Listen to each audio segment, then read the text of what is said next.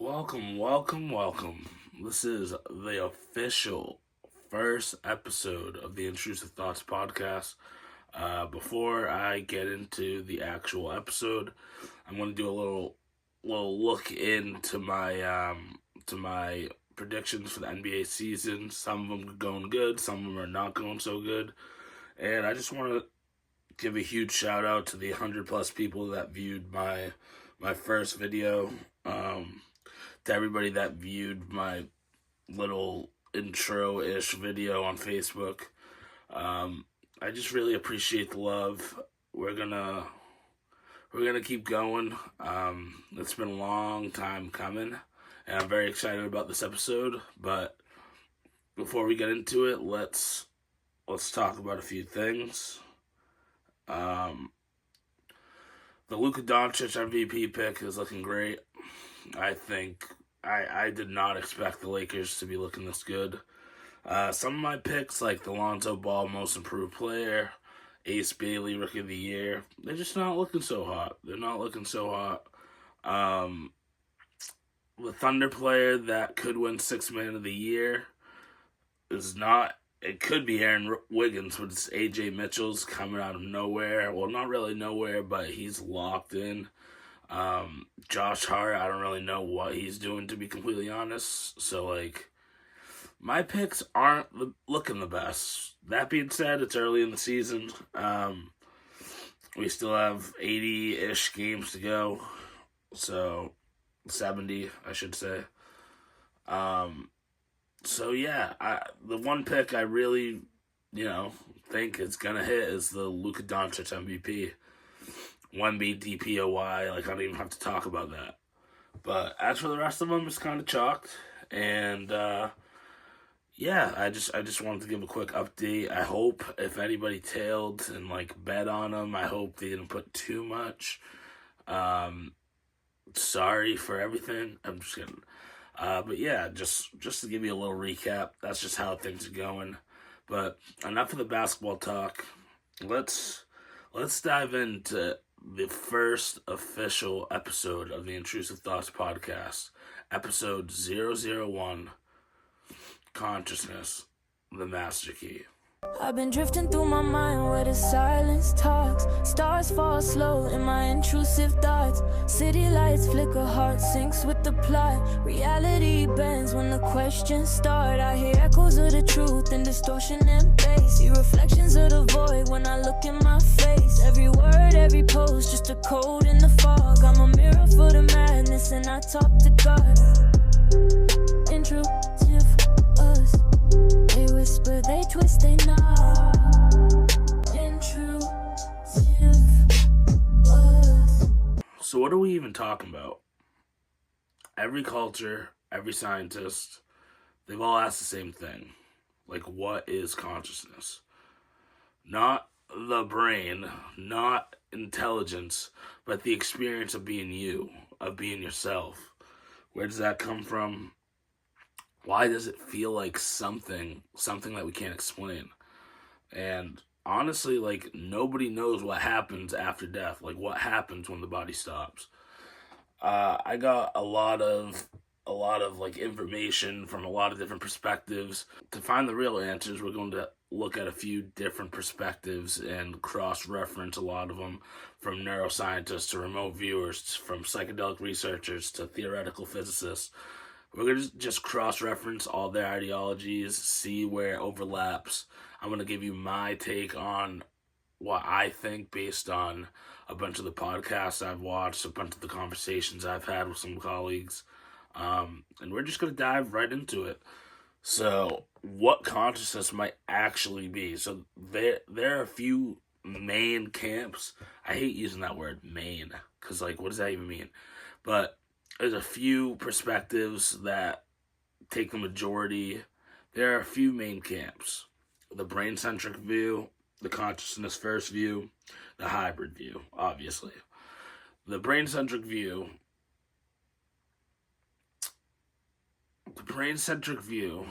says consciousness is closely tied to brain activity. The neurons fire, electricity flows, and out of that comes the experience. That's where neurosurgeons like Dr. Ben Carson and thinkers like Sam Harris, that's where their ideology lies. But even they admit the spark of awareness itself, we don't know why it happens, we just know that it happens. The consciousness first view, that's where physicist Tom Campbell, he's been on Joe Rogan, I think he's been on Danny Jones, he flips the script. He says the brain isn't producing consciousness, it's more like a receiver.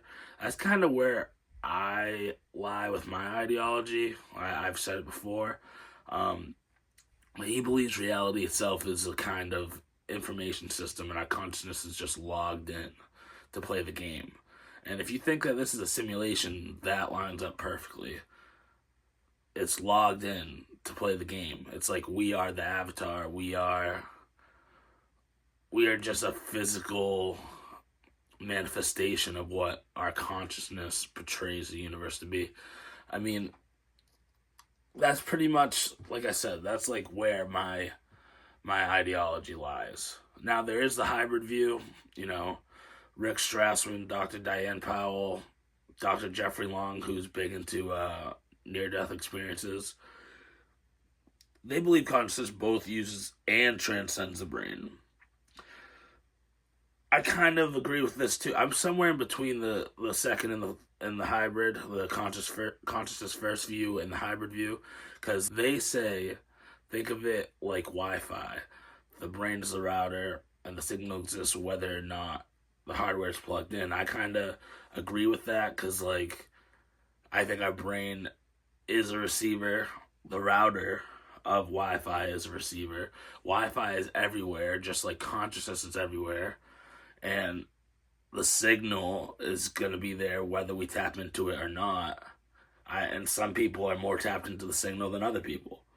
So we're looking at 3 levels of pretty much the same truth. The physical, the informational, and the spiritual. Now, here's where it gets wild, because when you stack up the research side by side, patterns start showing up, obviously. Patterns are everywhere. There's symbolism. There's everywhere that you look, there are patterns. You can call it coincidences. I don't believe in them. But first things first, if we talk about meditation and inner work, Sam Harris and Tom Campbell both use meditation as the lab. They say that if you look inward long enough, you realize your self is more like an illusion. This thing that's portrayed to everybody, this thing that everybody cares so much about, the ego, that is all an illusion. Ego means nothing. The thoughts come and go, but the awareness watching them is constant. Like I said, have you ever felt like you're just the main character? Like something or someone is watching you, but you don't really know what that something or someone is? That's kind of what he's talking about. Campbell also adds that this awareness is literally the code of the universe running itself. Meditation isn't a belief system. It's a software update, which, if you think of it in that lens, is kind of crazy. It's a software update, because, there are some cultures, some monks, some whatever, that meditate for God knows how long, and some software updates take a long-ass time. So, that's kind of a cool little analogy. I don't know how much I believe that much. If this is a simulation, we have software updates. I guess that would be a given, but I don't really know. Secondly, there's altered states. Now, this is going to obviously talk about drugs, psychedelics, whatever. Dr. Rick Strassman studied DMT, and they say that it sends your body into cosmic realms. What that really means, I don't really know. But people report meeting entities, traveling to hyper-real spaces, and sometimes getting information. A lot of times, they do get information. Now, Dr. Andrew Gallimore is collabing with a university in England. I forget the name of the university. But they're doing extended DMT drips. I think DMT, if you smoke it or whatever, only lasts 5 or so minutes. But they're putting people on IVs of DMT so that they can map out the realm. And these people that volunteered for this aren't just some druggy idiots that just like want to get high. It's like they are all seeing the same entities, and they are trying to map out whatever that reality, whatever that realm is. It's honestly pretty crazy. I don't know if I would have the balls to do that myself. I'm very curious to see what they come up with. But that being said, going back to the altered states, there's Dr. Chris McCurdy that took the chemistry of it all even further. He found ways that the brain might actually regulate its own DMT, because DMT gets released, I think, when you dream and when you die, I believe. I don't know if there's other ways it gets released, but I know that it happens then. Like, we all may be tuning into this, whatever this is, this higher consciousness, if you even want to call it, naturally every day. And I think maybe meditation and yoga and all that type of stuff could help you tap into it even more, like get a stronger signal. I don't do any of that, so like I'm just preaching the information I know, but like I believe it. Why don't I do it if I believe it? That's a good question. I mean, a lot of people don't do a lot of things that they preach. I mean, maybe I should meditate, maybe I should do yoga, but this thing called life, where you just like work more than half your life away, and there's so many distractions. You got video games, you got sports, you got gambling, all these music, all these things are just like I want to be on top of, and then to do meditation, yoga, and have bills, and take care of a dog, and trying to life just be life. And I maybe one day, like when I'm a little older, have a house, whatever, I'll be doing meditation, yoga, and be a wicked hippie or whatever. But for now, we're gonna stick to the podcast. Anyways, the next thing about altered states, Dr. Jeffrey Long, as I mentioned, is a near-death experiences expert. He's studied thousands of them. He found that when people are clinically dead, flatlined, that means, they often describe the same core experiences: light, timelessness, life review, overwhelming love, which that's a big thing. I've heard that in a lot of podcasts. It's very weird. Like, I think that's just like a very weird and specific thing to say that makes me believe in all this stuff. And then sometimes verified perceptions of real world events, like why things might have happened, or like different perspectives on things that you might have thought was bad but is good, or vice versa. Most people's values change after near-death experiences. Fear of death almost disappears because you realize whatever it is that's next, we're meant for it. And it's better than this shithole here. You know what I mean? Like, it's as if touching consciousness outside the body, like, kind of recalibrates them. I don't know. And then, lastly, we have, like, the psi and anomalous cognition, which is, like, remote viewing and telekinesis, and not telekinesis, well, yeah, and telepathy and all that stuff. So, like, Sean Webb, he was on the Sean Ryan podcast. He worked with the CIA's remote viewing, which, to give a brief description, it's humans, like me and you, locating targets thousands of miles away under blind conditions. They're giving, like, a set of coordinates, and they just get told to draw whatever comes to them. It could be whatever it is.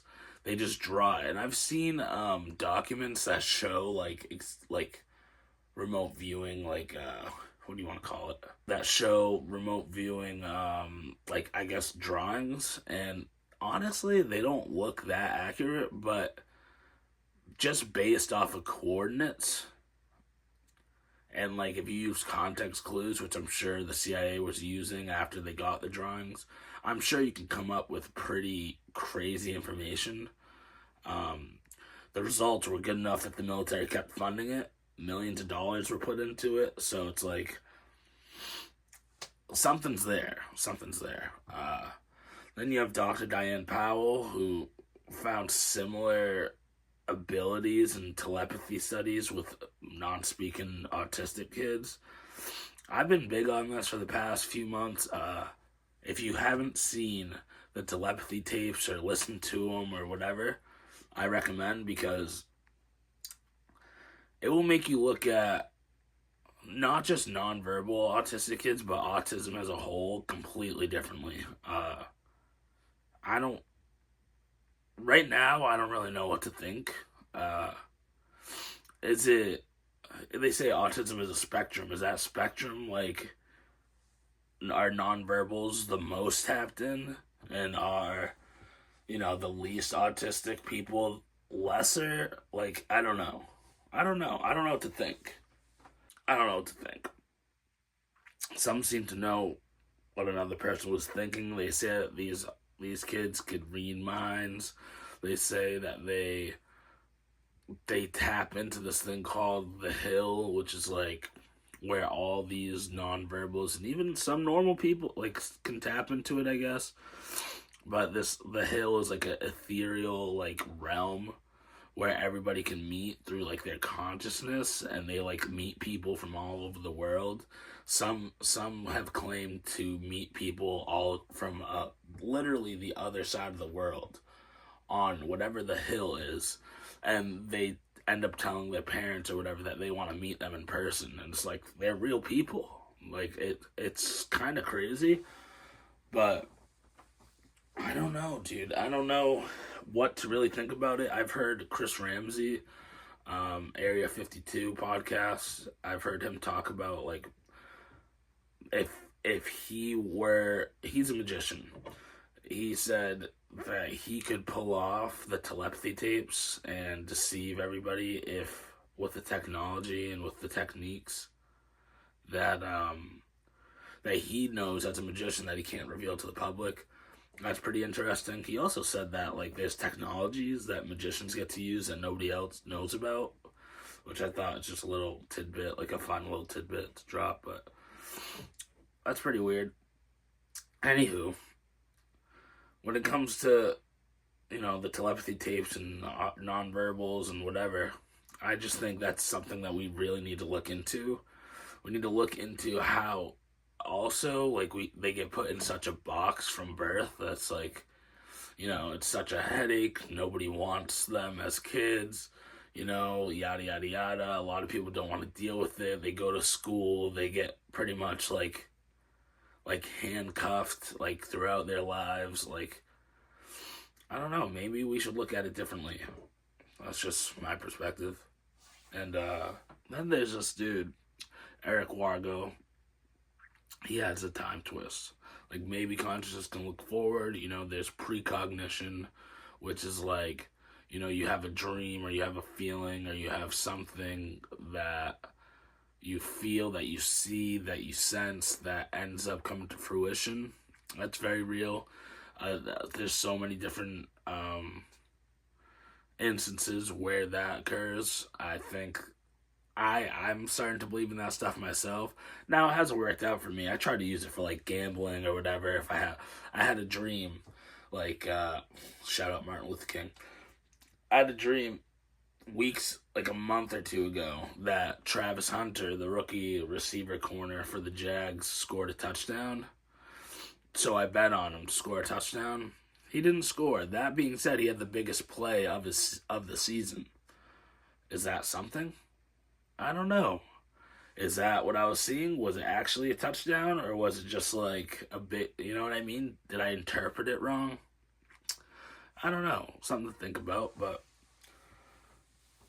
it's just, all this stuff is just so crazy that people have such a finite answer to it. Like, we just don't know. We don't know. That's all I'm going to say. We don't know. I don't know any of this stuff.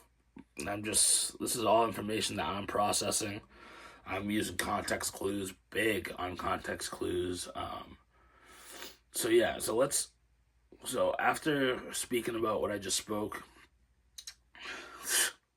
that's a bar. Let's put it all together. There is a pattern that emerges from it all.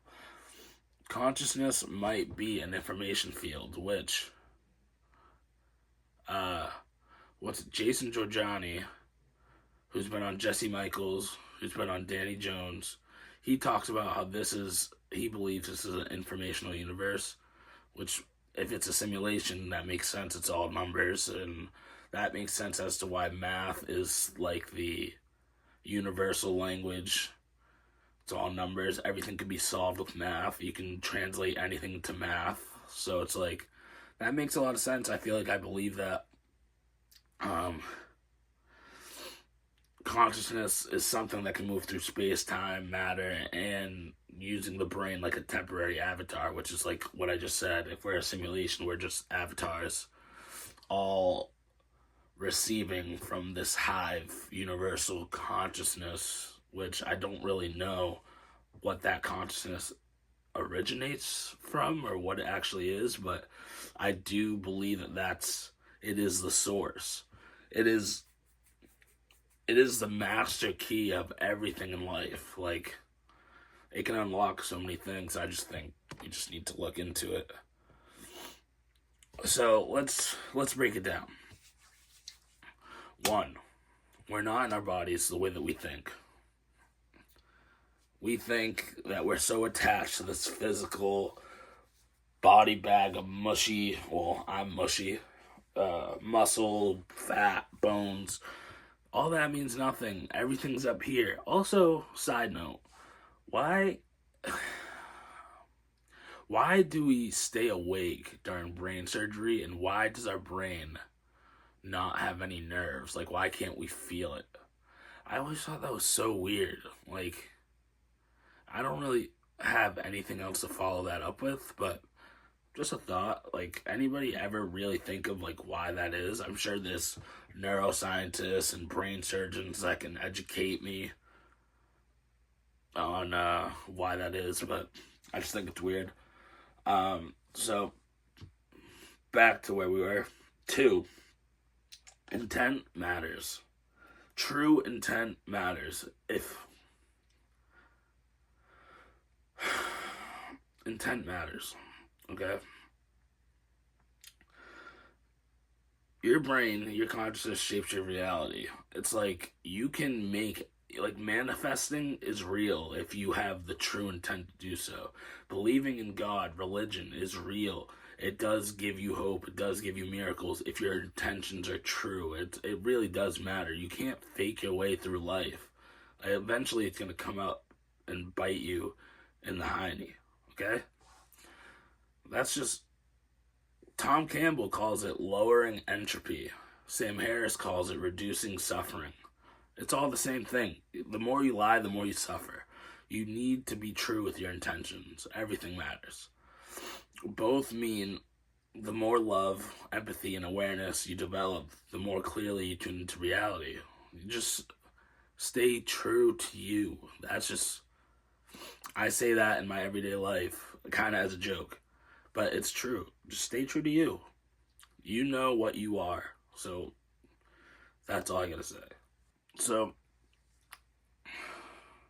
next, altered states of consciousness open the interface, like psychedelics, meditations, dreams, near-death experiences. These are all debug modes for consciousness. These are all like looking at consciousness through a different lens. That's not this physical reality, whether you think this is our base reality or not. All those other things are different realities to give you a full perspective on what we're dealing with here. I think everybody should try psychedelics. I haven't done enough to really give my opinion on it. I've done it a few times, but something's there. I do want to, something's there. I'll just leave it at that. Next, time isn't linear for awareness. There's a reason why in near-death experiences you have this thing called a life review, where you can see everything happening all at once in your life, because time isn't linear. It's all happening at the same time. Your consciousness is just here in this present, but You can't tell me. It's like, if you were to go back in time, we talk about this at work, just like a fun little conversation. If you go back in time, and what do they call it? I forget. But if you go back in time and kill your grandparent or whatever, that technically means you shouldn't be born. But if you're not born, then you can't kill your grandparents. So it's like, if time is linear, then how is that even possible? You know what I mean? It's not, because time isn't linear. So that's kind of my little fun way to look at it. Not fun, because you're not, killing your grandparents isn't fun. But whatever. Technology can't replace consciousness. Neuralink and all this stuff. It could be bad. There's that, speaking of UFOs, like, if you want to bring up UFOs, that case at Zimbabwe where they land and tell all the school kids that technology is bad and all that stuff. I mean, they're probably right, and we're just kind of going with the flow, but they're probably onto something with that. And I think, like I said, we need to be careful with how we consume all this stuff, all this brain rot, all this blue light, all these screens. Like, we do need to be careful about that. Why this matters. Ethics is physics for the soul. Every model agrees on one thing. Consciousness evolves through compassion, curiosity, and cooperation. When you act from fear, you increase entropy, disorder in the system. That's what entropy means. When you act from empathy and love, you align with the flow of the field. Death is not the end. I mean, as I grow older, at least, I know my mom talks about, like, she thinks about it a lot, like the fear of death, but everything that I've consumed, I'm becoming more and more comfortable with the idea of death, knowing that it's not the end. Not saying I want to die, obviously, but I'm saying there's so much data from near-death experiences that point to death not being the end. Consciousness doesn't just blink out, it shifts. The next revolution, which science is starting to realize, to study consciousness, we can't just measure brains. We have to measure experience too. We need labs that include meditation, subjective reporting, feedback, and information theory all together. Why do we have it all separate? Why is everything we do in this life separated and confusing? We have millions of different languages. We have millions of different subjects. We have millions of different ways to interpret these subjects that we study in school. Everything we do is separated. It's just, I don't get it. It makes it real confusing, and it makes a lot of different people have a lot of different ideas, and I don't know. It's like, it's made for, like, people just have they follow different paths, which lead them to different ideologies that shape their personality, and everybody just wants to be a part of something, so it's like, they're just going to conform to whatever that ideology says, and then you have multiple different lanes of that same thing, and people don't open their mind to the possibilities of other ideologies being true. Like, I like to take bits and pieces from everything and try to come up with my own conclusions, and I think that's what a lot of people should do. Listen, I'm preaching like this, like I'm perfect. I'm not. It's just the way I think of things. It's hard for me to realize that people don't think of it the same way. But yeah. So I say all that to say, this is the big picture here. Consciousness isn't inside your head. Your head is inside consciousness. The brain is a receiver. Reality is a simulation. Awareness is a player. As for love, could that be the operating system upgrade that makes the whole thing run smoother? It could. It could. Whether you see consciousness as code, as spirit, or as self-awareness evolving through time. it's all pointing toward the same truth. And that truth really is that we are part of something vast, something that takes a collective to really understand, and that something is learning through us. Like, the universe is experiencing through us, and consciousness not only is the master key to unlocking the knowledge of the universe, but it is the universe. Consciousness very well could be God.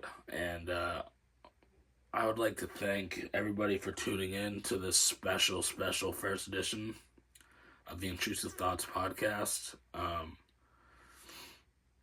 I've done a lot of different takes of this, a lot of recording, a lot of editing, and it's a hard subject to talk about, especially with yourself. I do have guests lined up down the line that we will get into some of this stuff in a different light, but thank you all for tuning in, and this has been a great episode. I don't know exactly when the next episode will come out, but this is a big one for me, and thank you all for watching, and stay tuned for what comes next. Peace. Is the Intrusive Thoughts podcast.